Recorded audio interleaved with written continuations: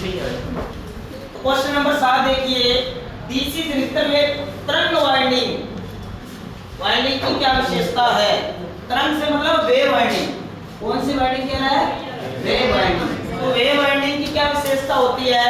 आपको मैंने सबसे पहले ट्रिक बताया था, दोबारा बता देता हूँ कि जो वेव वाइंडिंग, इसको अपने ऐसे लिखते हैं, तो इसमें V आ रहा है, मतलब आप इसको भी ऐसे लिख लो, VAVE, ये भी क्या है?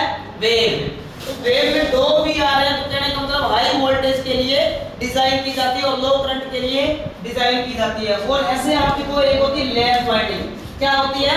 Lap winding. लैप वाइंडिंग में देखिए A आ रहा है, मतलब एम्पियर के लिए। ये बहुत शानदार ट्रिक है, इससे आप अच्छे तरीके से याद कर सकते हो।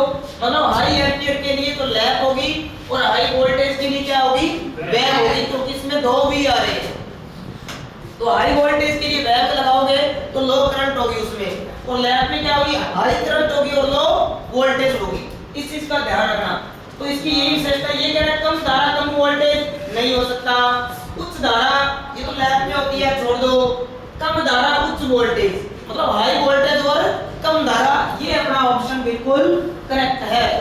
तो क्लियर है सभी को? आर्मेचर वाइंडिंग को दो तरीके से वाइंडिंग किया जाता है, पहला लैप और दूसरा वेव। दोनों का पता लगा। अगर आपको ज्यादा करंट चाहिए तो आप लैप में कर दोगे। लैप लिखो, उसमें A आ रहा है तो एम्पियर। लैप में समांतर पथों की संख्या क्या होती है? पोलों की संख्या के बराबर होती है। लेकिन वेव में क्या होता है? समांतर पथों की संख्या कितनी होती है? दो होती है। तो फर्स्ट क्वेश्चन अपना क्लियर है। उसके बाद चलते हैं सेकंड नंबर प्रश्न पे। डीसी जनरेटर में कम्यूटेटर संयोजन में प्रयुक्त प्रतिरोध तार का उद्देश्य क्या है? इसका एक डायग्राम था, तो यहाँ पे आपको बोर्ड पे नहीं शो हुआ, लेकिन जो कम्यूटेटर संयोजन में प्रयुक्त एक रेजिस्टर लगाते हैं, उसका क्या उद्देश्य होता है? तो ऑप्शन देखिए, ऑप्शन से टिक करेंगे इसको।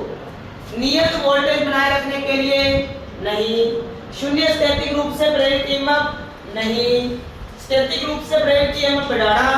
रेजिस्टर कभी भी ईएमएफ बढ़ाता है क्या? नहीं। तो धारा की दिशा को आसानी से पलटने के लिए अपने क्या करते हैं? प्रतिरोधकों के साथ कम्यूटेटर संयोजन में एक प्रतिरोधक का प्रयोग करते हैं। उसके बाद देखिए 9 नंबर प्रश्न पे आइए। डीसी जनरेटर में ठोस पोल शू का उपयोग क्यों किया जाता है? डीसी जनरेटर में ठोस पोल शू का उद्देश्य क्या है? इसका उपयोग क्यों किया जाता है? तो देखिए, तांबे के नुकसान को कम करने के लिए नहीं, कभी भी नहीं हो सकता।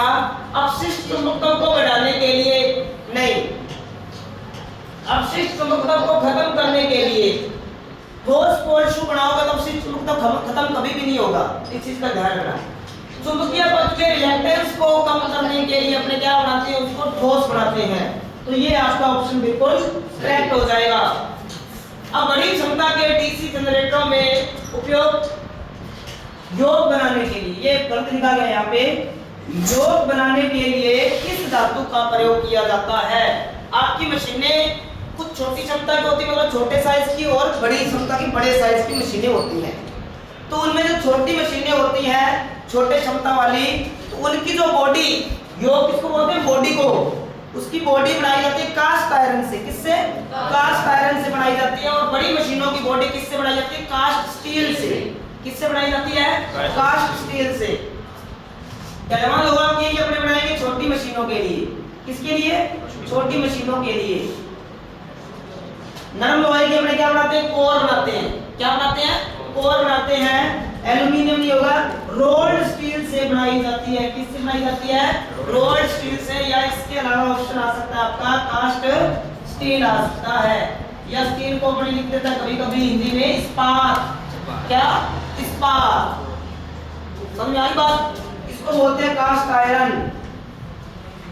क्लियर है सभी को? आगे देखिए प्रश्न। डीसी जनरेटर में स्लिप रिंग का कार्य क्या है? स्लिप रिंग से मतलब है कम्यूटेटर। क्या कह रहा है वो?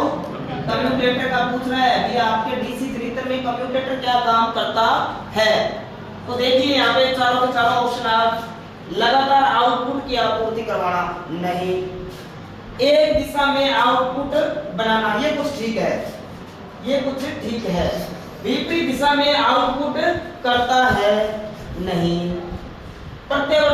से आउटपुट ट्रैक्टर करता है। ये काम है बेटा किसका? ब्रश का।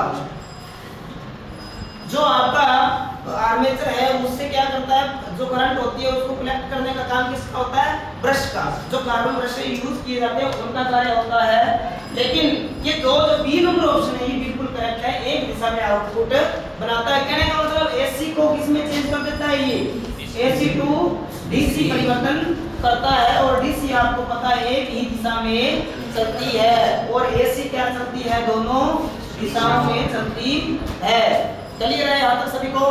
उसके बाद देखिए आगे वाला क्वेश्चन, डीसी जनरेटर में किस प्रकार का वोल्टेज गतिशील रूप से प्रेरित होता है? तो किस प्रकार का वोल्टेज होता है? पल्सेटिंग वोल्टेज, दोलनशील वोल्टेज, प्रत्यावर्ती वोल्टेज, प्रत्यक्ष धारा वोल्टेज। तो कौन सा हो जाएगा इसमें? प्रत्यावर्ती वोल्टेज। कौन सा हो जाएगा? प्रत्यावर्ती वोल्टेज।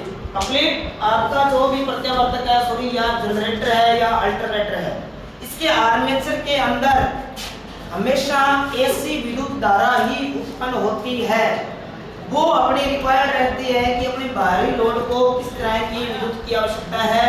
अगर डीसी चाहिए तो अपने क्या करते हैं? शाफ्ट के ऊपर कम्यूटेटर कनेक्ट कर देते हैं। वो क्या करता है? एसी को डीसी में परिवर्तित कर देता है। अगर एसी ही चाहिए तो अपने क्या लगाते हैं? स्लिप रिंग लगाते हैं जो पित्तल से बनाई जाती है। तो यहाँ तक क्लियर है सभी को? कोई डाउट होगा तो आप कमेंट बॉक्स में लिखिए।